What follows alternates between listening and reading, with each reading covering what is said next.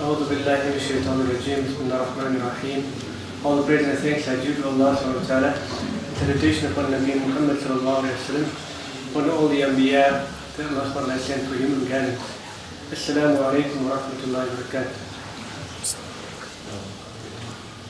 Next week is National Women's Day on the 9th of August. And I'd like to highlight aspects related to women in Islam, what Allah subhanahu wa ta'ala has said. But just to clarify, in the past few weeks we had a lot of fiasco around takfirism, etc. There is no harm in commemorating women, and today I'll highlight why. So I think what we need to appreciate is that women play an important role in society, and actually reverencing their role is actually encouraged through the Quran. And the first verse I'd like to highlight is what we often hear in the khutbahs for nikah, for wedding. Allah subhanahu wa ta'ala says, Ya ayyuhan nasu ittaqu rabbakum alladhi khalaqakum min nafsin wahidah. It goes on. The last part of this ayah states as follows, and reverence Allah through whom you demand your mutual rights, and reverence the wombs that bore you, for Allah ever watches over you. I think this is something we hear often, وَاتَّقُوا اللَّهَ الَّذِي تَسَاءَلُونَ بِهِ وَالْأَرْحَامَ إِنَّ اللَّهَ كَانَ عَلَيْكُمْ رَقِيبًا. So these ayahs are very commonly recited in the khutbahs, in nikah, but it's important to appreciate that Allah SWT asked us to reverence and recognize the wombs that bore us. And fundamentally, everyone sitting here today was born of a mother, and it is a woman that has created and born us into life through the will of Allah subhanahu wa ta'ala. So I think it's a critical ayah for us to always remember, and specifically on this 9th of August where the country will be commemorating National Women's Day. We need to appreciate women, and specifically our mothers that have created, that have given birth to us and given us the life that we have today. What's also important to appreciate is that we live in a society where women are often abused, and there's a lot of gender-based violence that occurs. And this occurs not just among non-Muslims, but it also occurs within Muslim societies as well. And I think we need to, at first glance, really appreciate that the principal basis for the human race is actually women who have given birth to us. And it's about this respect and appreciation that we need to be cognizant of.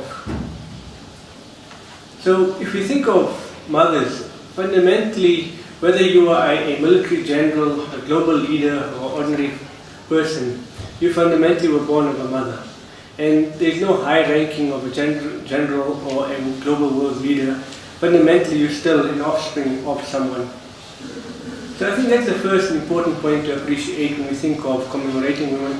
And Allah asked us to commemorate and appreciate the women that have given birth to us.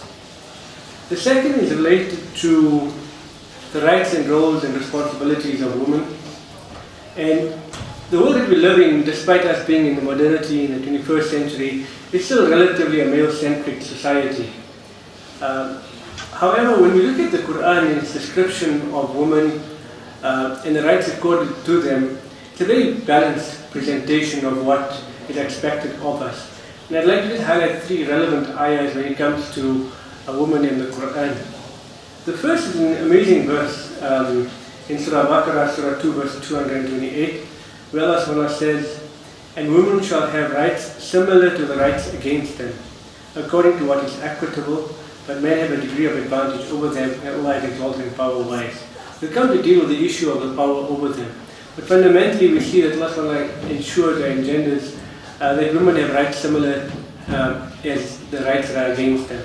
That's the first important principle, that they do have rights and we need to respect those rights.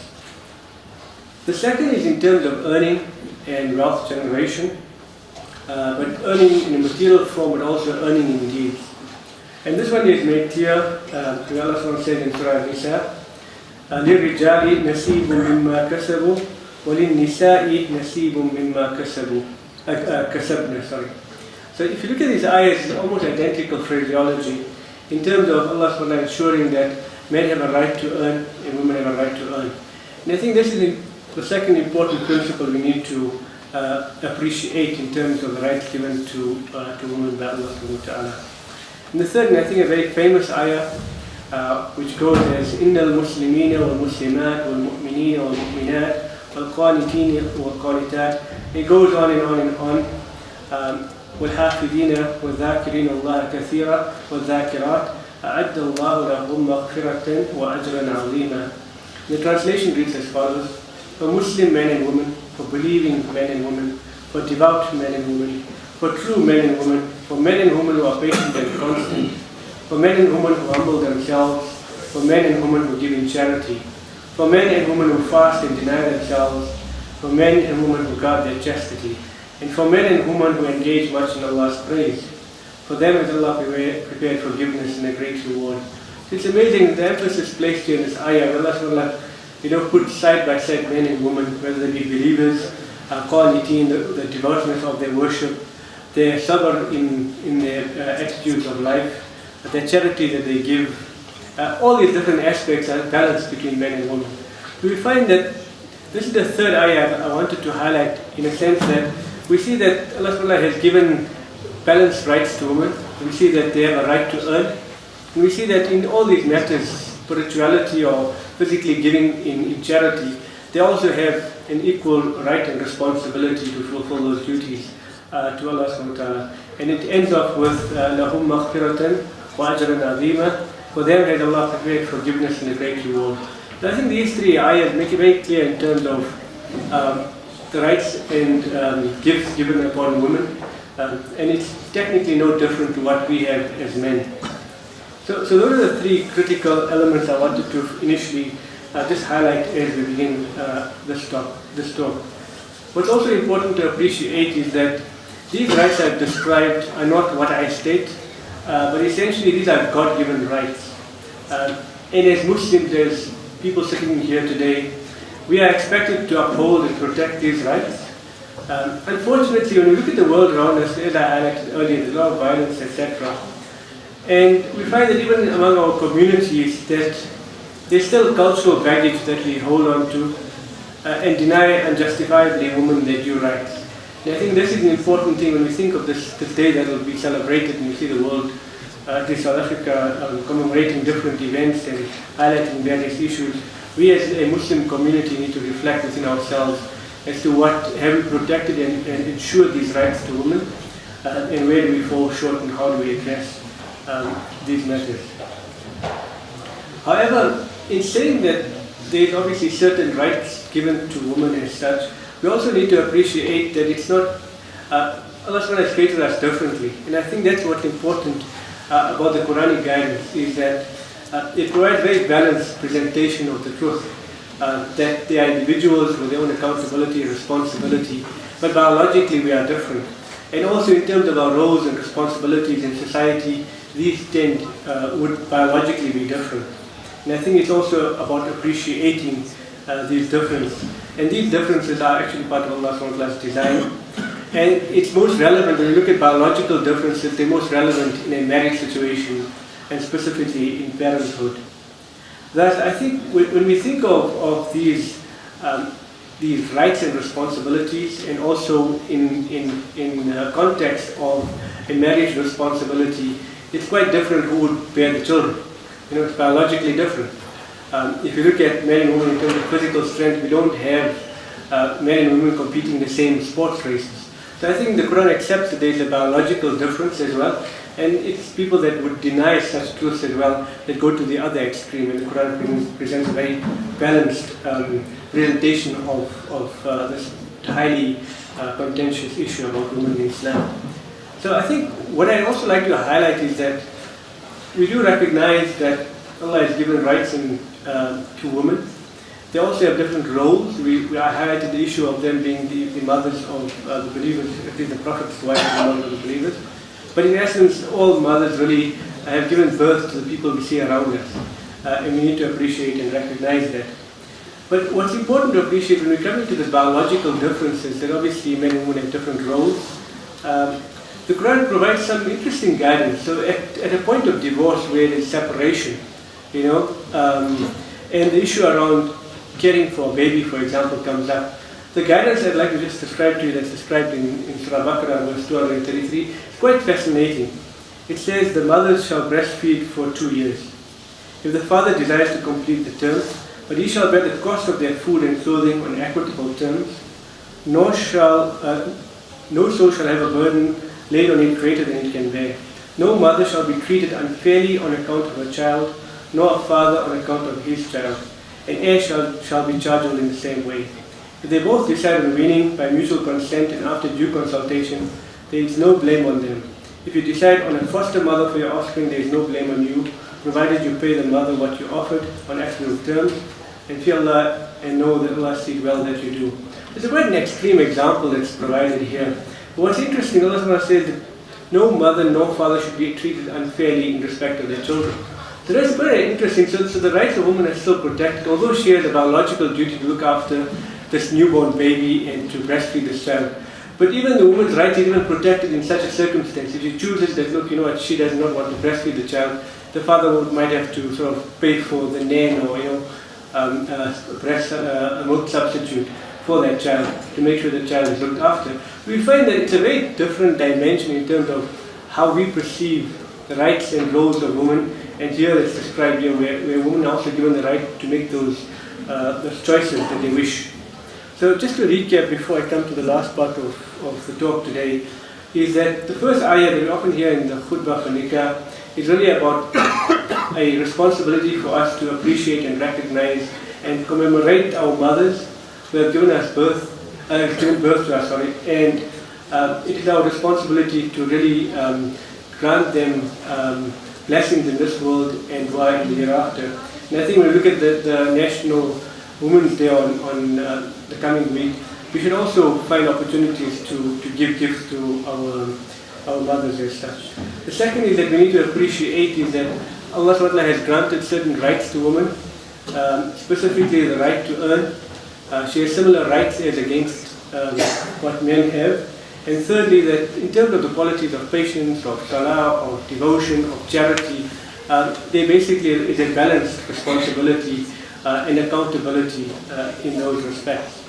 And then as I highlighted lastly, is that although these rights are granted these different roles, in appreciating the differences in roles and responsibilities, we need to be cognizant that even with those responsibilities, we should not infringe on the rights of women, for example, for their choice to, for example, continue to earn a living. I'd like to end off with a few examples the Quran gives of iconic women. And it's a set of ayahs that come from the Quran, and the first one begins with ضَرَبَ اللَّهُ مَثَلًا.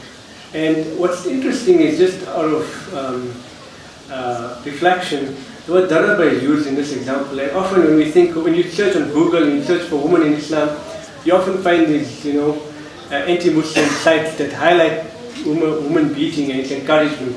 And they highlight the word daraba. And Allah says daraba, which really means Allah is striking a similitude. He's not hitting the people that I'll speak about now. I think it's quite ironic. Allah says in these two ayahs, Allah sets forth for an example to the unbelievers two women, the wife of Nuh and the wife of Lut. And these were righteous prophets. They were respectively under two of our righteous servants, but they were qanata, they were false, and they profited nothing before Allah on their account, but were told, enter you the fire along with others that enter. So here we're given two examples, the wives of two prophets, the prophets were Nuh and Lut alayhi salam.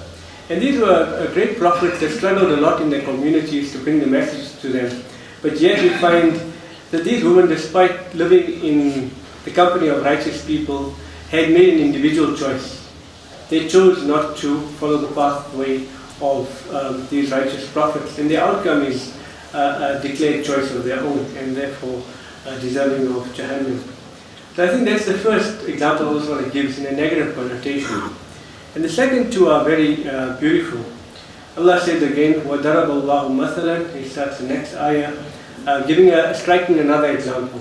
And Allah sets forth as an example to those who believe, the wife of Pharaoh. So it's amazing, a totally different household. The wife of Pharaoh, behold, she said, O my Lord, build for me nearness to you a mansion in the garden, and save me from Pharaoh and his doings, and save me from those who do wrong.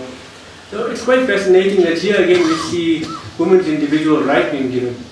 In the household of Pharaoh, where it's like that iconic example of oppression, but yet this woman is granted gender because she made her own decision to appreciate and recognize the message that Musa had brought and pray to Allah subhanahu wa ta'ala. So we see very different examples of the freedom that women have and the rights and responsibilities and accountability associated with that. And the last example provided continues in the next ayah. And Mary, the daughter of Imran, who guarded her chastity, and we breathed into her of our spirit, and she testified to the truth of the words of her Lord and of his revelations, and was one of the devout servants.